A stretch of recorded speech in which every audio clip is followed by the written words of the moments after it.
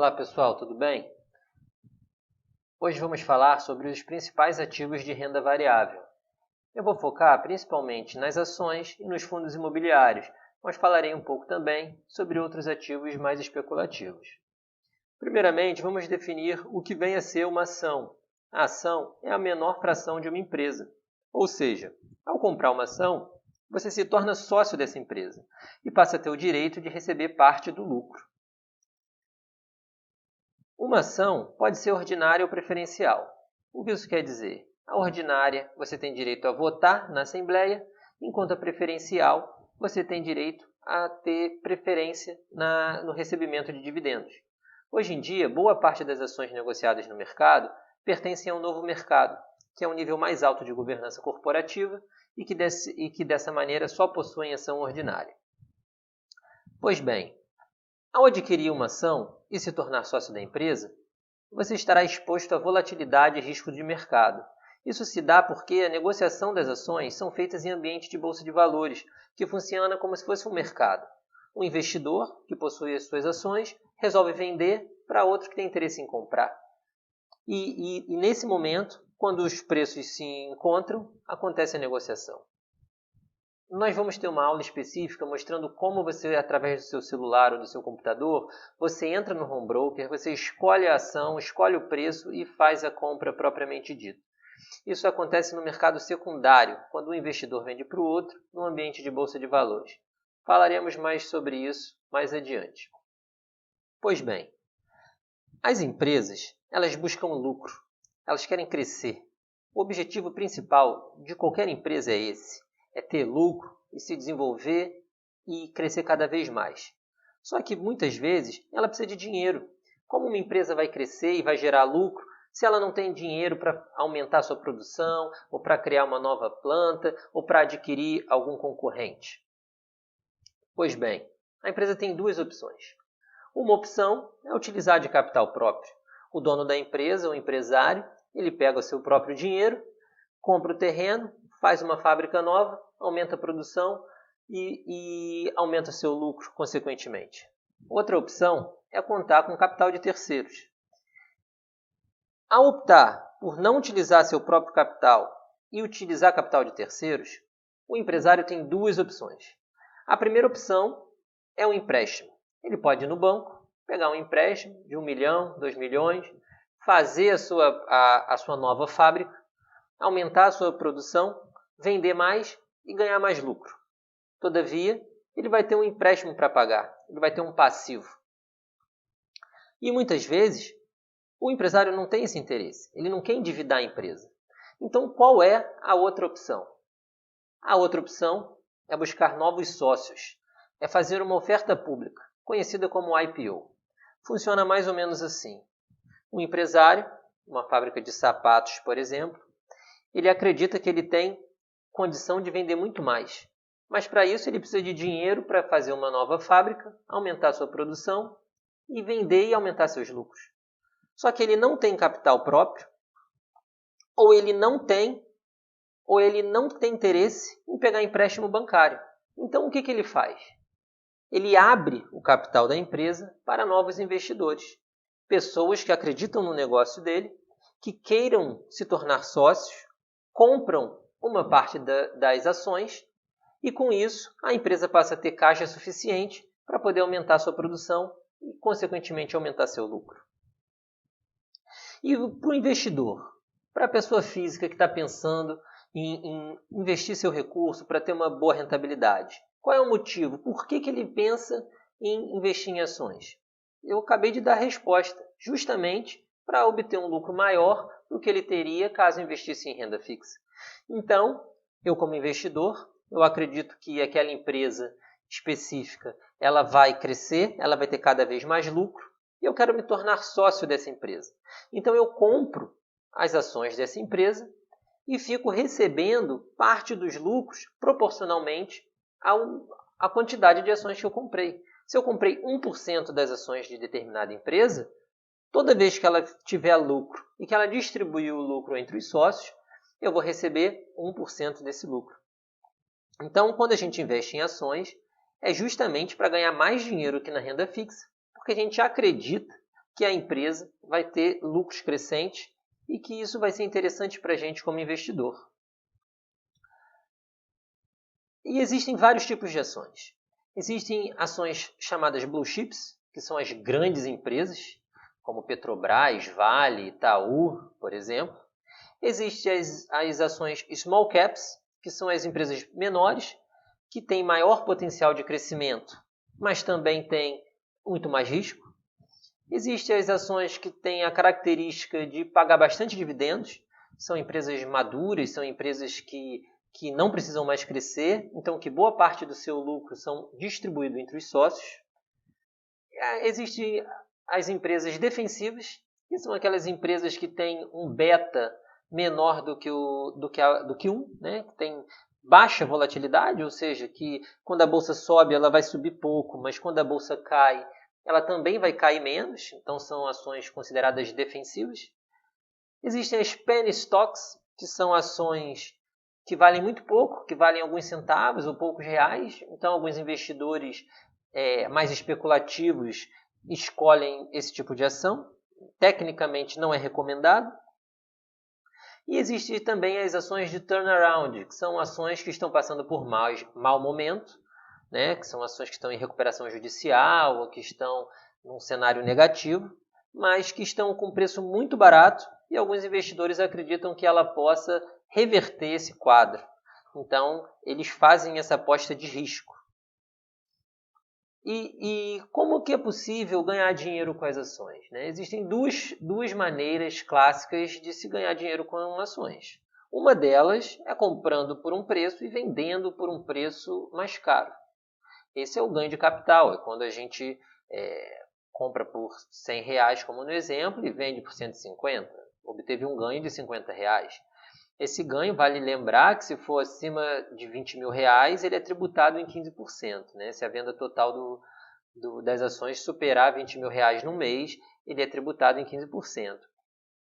Outra possibilidade é a pessoa ganhar, o investidor ganhar através de dividendos, ou seja, as ações que ele compra, ele não vai vender, mas como a empresa fica dando lucro e distribui parte desse lucro, o investidor fica recebendo esse lucro constantemente. Não tem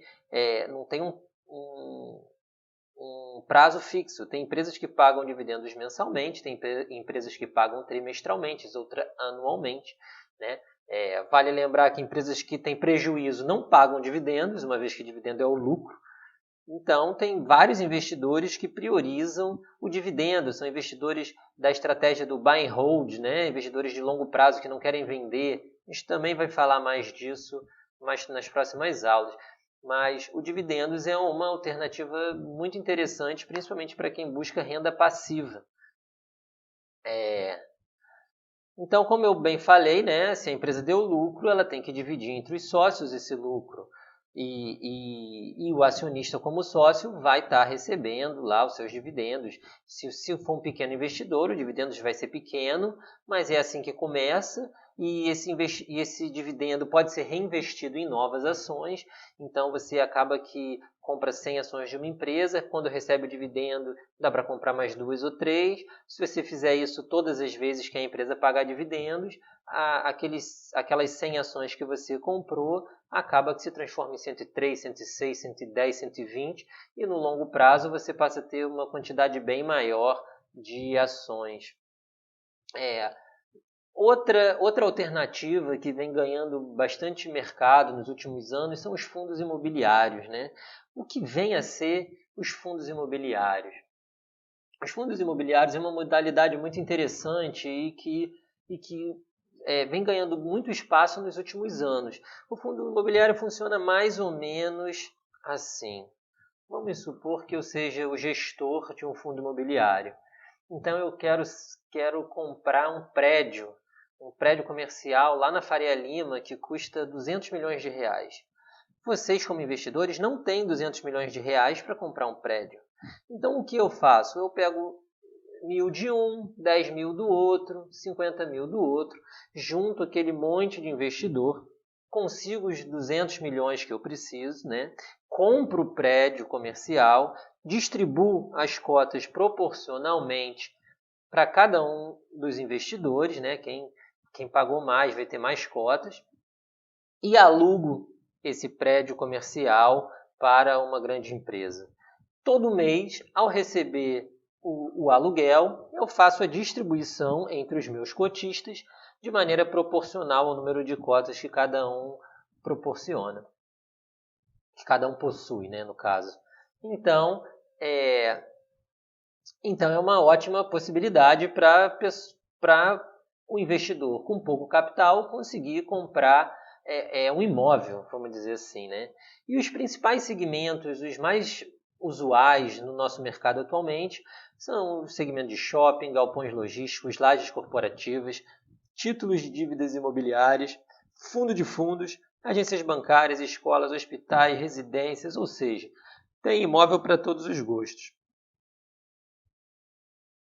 E a principal dúvida, né, a principal comparação que a gente faz em relação ao fundo imobiliário é o próprio imóvel, né? Então o investidor ele pode sim ir lá e comprar um imóvel para alugar, né? Mas ao fazer isso, ele tem uma série de desvantagens, né? Ao comprar um imóvel, primeiro intensivo em capital, ele vai precisar de muito dinheiro, né? Vai precisar de muito mais dinheiro do que para comprar uma cota de fundo imobiliário.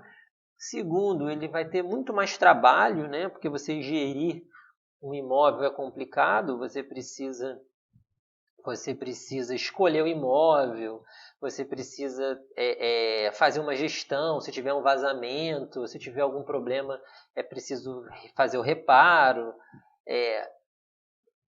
Não é possível diversificar, porque você vai ter um único imóvel, então se aquela região se denegrir, ou se tiver algum problema específico no bairro, o investidor vai ter um forte prejuízo, né? Se ficar um tempo sem alugar, sem inquilino, né, com uma vacância alta, o investidor também vai ficar sem renda, vai ter que pagar o condomínio. Então, ao comprar um imóvel é muito mais arriscado, é muito mais complexo do que comprar um fundo imobiliário, né? Ao comprar o fundo imobiliário, a gente tem diversas vantagens. Primeiramente, não tem burocracia. É muito mais simples. Você, através do seu celular, com cento e poucos reais, você consegue comprar uma cota de um fundo imobiliário. Então é mais acessível, né? Outra vantagem muito interessante em comparação com o imóvel físico é que o rendimento do aluguel do fundo imobiliário ele é isento de imposto de renda, enquanto que o aluguel do imóvel físico ele respeita a tabela padrão do imposto de renda, o fundo imobiliário ele é isento. Ele também possui a possibilidade de ter um ganho de capital, assim como o imóvel, as cotas muitas vezes valorizam, né? Outra vantagem fundamental é a questão da liquidez, porque uma vez que você tem um imóvel físico, para você vender é muito difícil, você precisa baixar o preço, raramente tem um comprador disponível no momento que você quer vender, então o fundo imobiliário ele tem essa grande vantagem. E tem uma gestão profissional, então tem um gestor ali que se caso o inquilino saia, ele automaticamente já vai buscar outros inquilinos e isso é uma grande vantagem para o investidor, porque ele pode fazer esse investimento de forma passiva, né? O grande diferencial dos fundos imobiliários é justamente esse, né? Você faz o investimento, você compra as cotas dos imóveis, seja ele galpão logístico, shopping, no segmento de sua preferência, e você todo mês vai ter aquele rendimento pingando na conta. Então, realmente, para a pessoa que pensa em se aposentar ou para a pessoa que pensa em complementar renda, é uma alternativa excelente e que chegou para ficar. O número de investidores em fundos imobiliários não para de crescer e praticamente todos os meses nós temos novos fundos imobiliários sendo lançados. O brasileiro, historicamente, sempre gostou de investir em imóvel, né? Os nossos avós já tinham aquela tradição de que quem compra terra não erra. Então, os fundos imobiliários, ele realmente veio para ficar. E, por fim, existem os ativos especulativos. Você pode fazer especulação com ações, com derivativos, mas atualmente tem sido muito usual as pessoas quererem utilizar Forex, IK Option e Bitcoin para fazer trades e para conseguir dinheiro rápido. Esses ativos, principalmente os que não são regulamentados pela CVM, eles são de altíssimo risco. Além do risco da própria volatilidade, da própria oscilação do preço dos ativos, tem também todo um risco legal, um risco de você não conseguir fazer o resgate no momento que você queira. Então, a pessoa quer especular, a pessoa gosta, tudo bem, desde que seja com uma parte muito pequena do seu capital e desde que esteja totalmente ciente dos riscos aos quais estão correndo, né? Muitas vezes, na maioria das vezes, as pessoas acabam que até ganham um pouquinho no começo, mas o final, raramente ele é feliz. Inclusive, teve um estudo muito divulgado recentemente falando sobre os investidores de day trade que demonstraram que menos de 0,5% conseguem ter consistência e ter uma constância nos ganhos. E isso que a gente está falando de um ativo regulamentado. Então, essa questão da especulação, embora exista, né, ela definitivamente ela não é recomendada para o investidor de valor. A estratégia principal, tanto com ações quanto com fundo imobiliário, é escolher boas empresas, escolher bons imóveis e comprar e deixar que o gestor, o empresário, faça o seu trabalho, faça a empresa se valorizar, obtenha lucros crescentes e que o investidor receba o fruto desses lucros, né? Receba o retorno dos seus investimentos. E enquanto a gente está no momento de acumulação, esses frutos, essas receitas que porventura a gente ganhe, ela deve ser reinvestida em mais ativos, já que o objetivo é a construção de um patrimônio maior no longo prazo.